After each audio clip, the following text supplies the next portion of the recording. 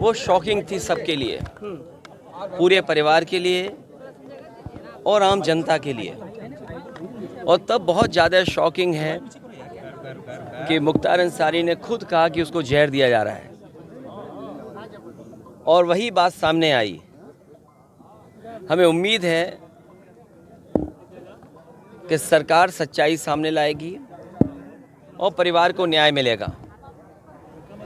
जब से भारतीय जनता पार्टी की सरकार आई है तब से इंस्टीट्यूशंस में भरोसा कम हुआ है। आपने उत्तर प्रदेश में देखा है, लोग अपने न्याय के लिए आत्मदाह तक कर रहे हैं, तहसीलों में जान गई है। मुख्यमंत्री आवास तक लोग गए हैं और जाकर के आत्मदाह किया है। मुख्यमंत्री आवास हो, मुख्यमंत्री के ऑफिस हो, जेलों में जान गई, थानों में, अस्पतालों में। और कस्टोडियल डेथ में उत्तर प्रदेश लगातार आगे बढ़ता चला जा रहा है। आखिरकार सरकार क्या चाहती है और सरकार का काम करने का तरीका क्या है? इसीलिए हमारा मानना है, समाजवादियों का मानना है कि न्याय हो और सच्चाई सामने आए। लेकिन योगी जी कह रहे हैं कि जो भी कानून व्यवस्था में बाधक बनेगा उसका राम नाम सत्य कर दिया जाएगा। ये भाषा मुख्यमंत्री की नहीं हो सकती है। इंस्टीट्यूशंस हैं, कोर्ट है, थाना है, तहसील है, वहाँ न्याय मिलेगा। ये जो भाषा बोली जा रही है, ये भाषा इसलिए बोली जा रही है कि वो वोट चाहते हैं, क्योंकि विकास किया नहीं, काम किया नहीं, महंगाई है, बेरोजगारी है, किसान की दुख तकलीफ दूर नहीं हुआ, आय बढ़ी नहीं। किसान के सामने किस मुँह जाएगी सरकार? नौजवानों को जो नौकरी छीन ली, पेपर लीक हुए, क्या आपको नहीं दिखाई दे रहा कि इन घटनाओं से लाभ लेने के लिए सरकार कर रही है, या सरकार घटना करा रही है जिससे लाभ ले लें? क्योंकि उनके पास बेरोजगारी का सवाल जो खड़ा है उसका जवाब नहीं है।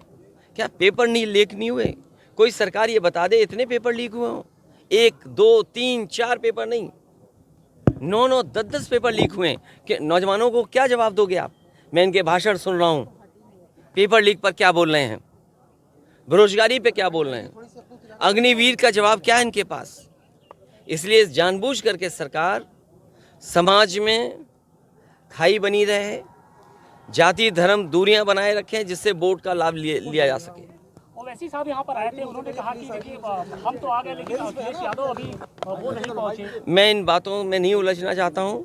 इस परिवार का योगदान बहुत बड़ा है। इनके जो हमारे साथ दोनों साथी खड़े हैं, मनु अंसारी, उमर, इनके परदादा क्या स्वतंत्रता आंदोलन में, स्वतंत्रता की आज़ादी में क्या योगदान नहीं रहा? क्या उनके दादा और नाना का बड़ा योगदान नहीं रहा? तो ये वो बातें हैं जिनको ये सरकार छुपाना चाहती है।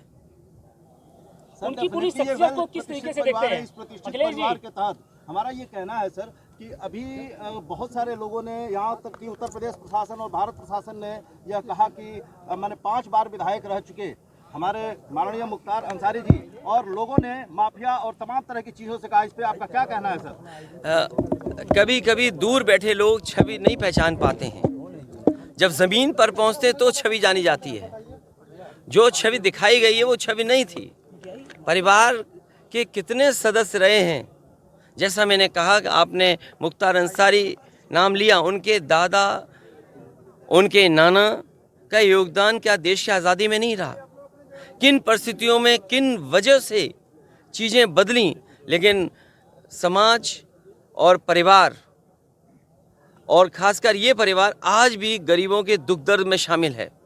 क्या आपने नहीं देखा कि जन सैलाब यहाँ पर आ गया?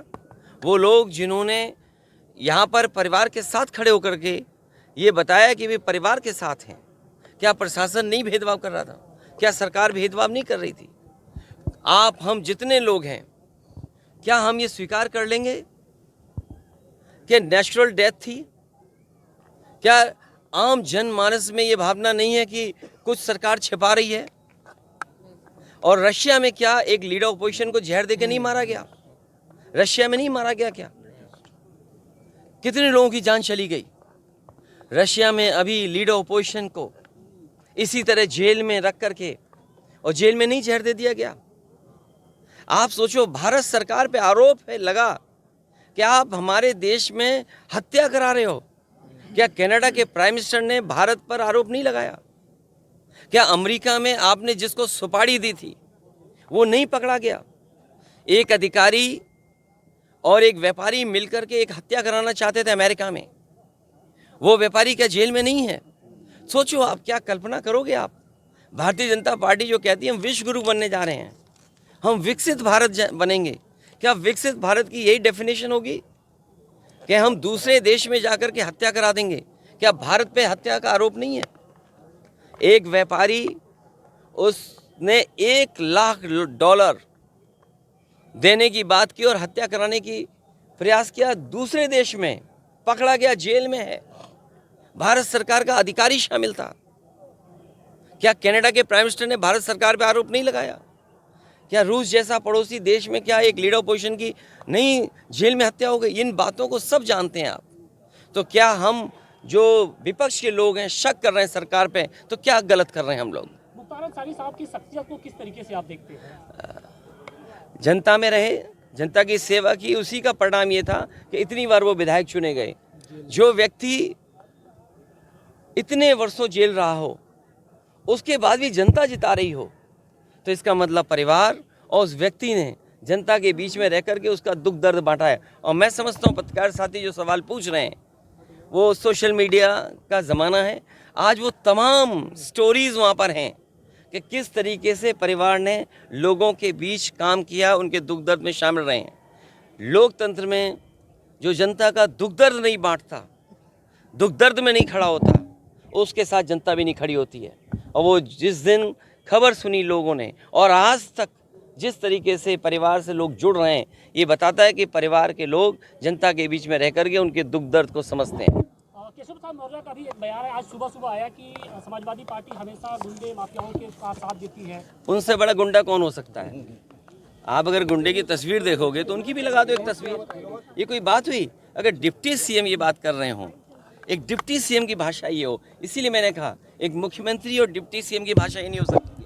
ये लोकतंत्र खतरे में है। मुझे उम्मीद है कि देश इस बार अपने बोर्ड से ये तानाशाह सरकार को हटाने का काम करेगा।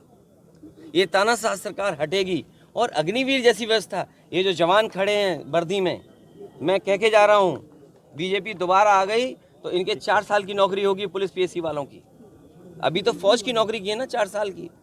आप देखिएगा ये जो वर्दी पहने घूम रहे हैं सिपाही, जो कभी कभी डंडा दिखाते हैं, सरकार के सहारे पे चलाते हैं, इनसे पूछिए दिल से कि अगर 4 साल की नौकरी हो गई इनकी तो क्या होगा इनका? तो अभी तो फौज हुई, अगला नंबर इनका है। घोसी और गाजीपुर से क्या? अरे क्यों सवाल का जवाब बदल रहे हो? जब मैंने ये कहा कि ये सब बातें छिपाने के लिए हैं, कह रहे डिप्टी सीएम ये कह रहे हैं, अरे डिप्टी सीएम ये करने जा रहे हैं, ये खाकी वर्दी वालों की नौकरी 4 साल की हो जाएगी। चलो फौज की तो 4 साल की, इनकी 3 साल की होगी और इन्हें रिटायर कर दिया जाएगा, ऐसे ही भगा दिया जाएगा, बोला जाइए घर बैठी जा करके। इन सवालों के जवाब हैं आपके पास? कैसरगंज लोकसभा का प्रत्याशी कौन होगा, क्या बीजेपी बताएगी? और आपको तो खबर ये चलानी चाहिए कि बीजेपी के जहाँ जहाँ प्रत्याशी जा रहे हैं उनका कितना जनता विरोध कर रही है। इस बार जनता का सैलाब है और ये सैलाब भारतीय जनता पार्टी की सरकार को ढा देगी। अखिलेश जी कह रहे हैं आपकी डेमोक्रेसी संकट में है, तो एनडीए और आप उसके खिलाफ कैसे काम करेगी सरकार? कैसे लोग जनता के बीच जा रहे हैं? लगातार जा रहे हैं और जनता ने जो मन बना लिया है, इस बार भारतीय जनता पार्टी का सफाया होना है। अखिलेश जी, ओम प्रकाश राजभर का कहना है कि अखिलेश खुद पीडीओ को लेकर कंफ्यूज है। बात इधर उधर मत करो, आपसे बेहतर उनको कौन जानता है। आप बहुत करीब के हैं, बहुत करीबी बातें जानते होंगे आप। अखिलेश जी, मुख्तार अंसारी की बहू निकहत से मुलाकात हुई? मैं ये बात परिवार के सभी सदस्यों से, मेरी ज़्यादातर लोगों से मुलाकात हुई। अफशान अंसारी फरार चल रही है, उनके लिए कुछ कहेंगे? वो नहीं मैं केवल आपके माध्यम से यही कह सकता हूं कि वो फैसले हों जिससे डेमोक्रेसी पर और न्याय देने वाली इंस्टीट्यूशन पर भरोसा हो। अग्नि व्यवस्था समाप्त होगी। मैं तमाम नौजवानों से कहना चाहता हूं कि अग्निवीर व्यवस्था को ख़त्म करने के लिए समाजवादी पार्टी और कांग्रेस का या इंडिया गठबंधन उसकी मदद करें, क्योंकि नौजवान पक्की नौकरी चाहता है। आज सोचिए फौज में हुई है, सेंट्रल फोर्सेस में होगी, कल ये पुलिस पीएससी में ऐसी टेम्पररी नौकरी आएगी, तो कौन स्वीकार करेगा? तो ये जो आधी अधूरी नौकरी है, इसमें कभी हम स्वीकार नहीं कर सकते। समाजवादी लोग स्वीकार नहीं करेंगे। जब भी सत्ता में आएंगे, अग्निवीर जैसी व्यवस्था को हमेशा हमेशा के लिए समाप्त करेंगे। डेमोक्रेसी में न्याय मांगना, न्याय दिलाना, ये सरकार की जिम्मेदारी है कि न्याय मिले लोगों को। कम से कम सरकार के प्रति भावना बढ़े, भरोसा बढ़े। और सोचिए आप, इंस्टीट्यूशंस खत्म हो रही हैं, हम किस पे भरोसा करें? हम पुलिस से शिकायत करें, पुलिस न्याय नहीं दे रही है। हम किसी अधिकारी से बात करें, अधिकारी न्याय जनता को नहीं दे रहा है। तो इन इंस्टीट्यूशंस को ख़त्म किया, ये आरोप कोई हम लोग नहीं लगा रहे हैं। क्या आपने नहीं पढ़ा कि गवर्नर रहे जम्मू कश्मीर के, उन्होंने कहा ये आखिरी चुनाव डेमोक्रेसी का, अपने वोट से बचा लो। अगर वोट से डेमोक्रेसी नहीं बची तो डेमोक्रेसी हमेशा हमेशा के लिए ख़त्म हो जाएगी। इसीलिए इंस्टीट्यूशंस को ख़त्म कर रहे हैं। हम किस पे भरोसा करें? इस सरकार ने भरोसे को और सच्चाई को मारा है। सर, मुख्तार अंसारी की जिस तरह से मौत हुई और परिवार ने और खुद मुख्तार अंसारी ने आरोप लगाया, क्या सीबीआई जांच की मांग करेंगे? मैंने अपने स्टेटमेंट में ये कहा, सुप्रीम कोर्ट के सिटिंग जज की निगरानी में, कोर्ट के सिटिंग जज की निगरानी में अगर जांच होती है तो न्याय मिलेगा। और जो न्यायिक जांच हो रही है उस पर भरोसा है? मुझे सरकार पे भरोसा नहीं है कि सरकार न्याय दिला पाएगी या सच्चाई सामने आएगी। लोग जानते हैं कि सच्चाई क्या है। सर, बांदा की जेल, और जेल में पहले भी कहा गया, जो व्यक्ति वर्षों से जेल में था, आखिरकार उसे क्यों लगा कि मेरी जान को खतरा है? सरकार क्या दिखाना चाहती है? तो कम से कम सरकार को न्याय दिलाना चाहिए और देश की जनता सच जाने, कम से कम उस दिशा में सरकार को काम करना चाहिए।